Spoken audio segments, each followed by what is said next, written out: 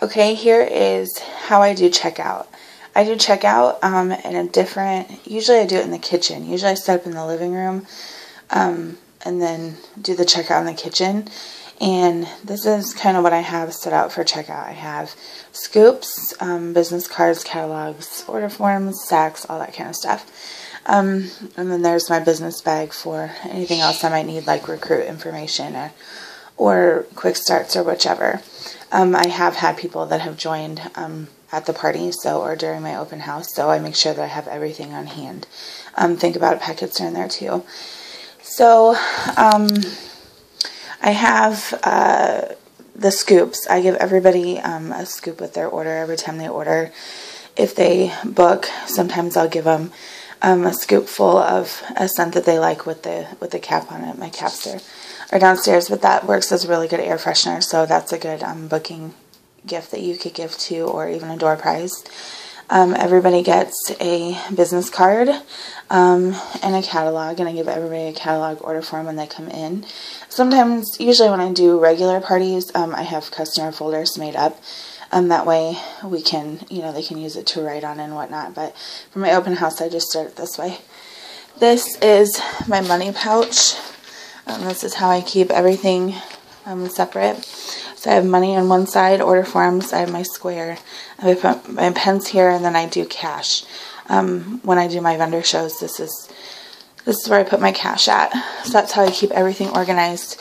And that baby goes straight from a show or a party to the bank. So I don't have to worry about any order forms getting lost, any cash getting forgotten. So everything's in there. So that is one of my favorite things that I use, because it really, really keeps me organized. Then I have my calendar, so I'm ready to book when they need. Here are the sacks. A lot of you are new, so I don't know if you've seen them. They're really big. They're really big size, and those are available through a consultant order. And those are they're really brighter pink than what my tablet's showing. So those are really good for you.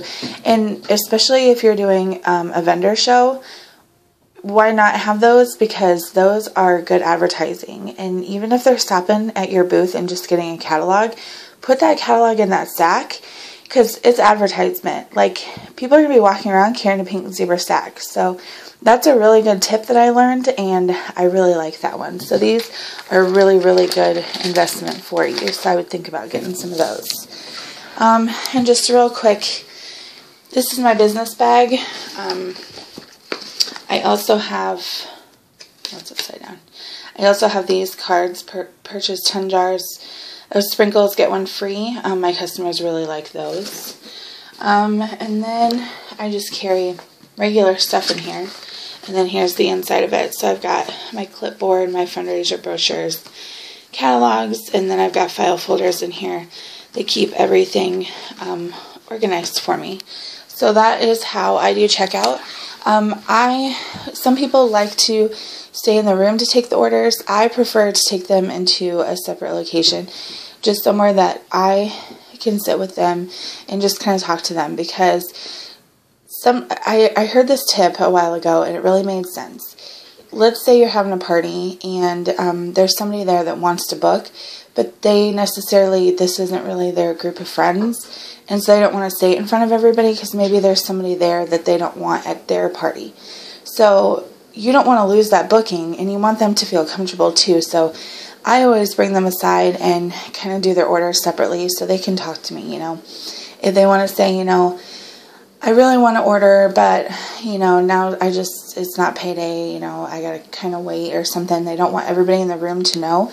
You want them to, you want to build a relationship with them and let them know that you can trust them, they can trust you, and you understand where they're coming from. So they're much more likely to tell you that, kind of in a one-on-one setting.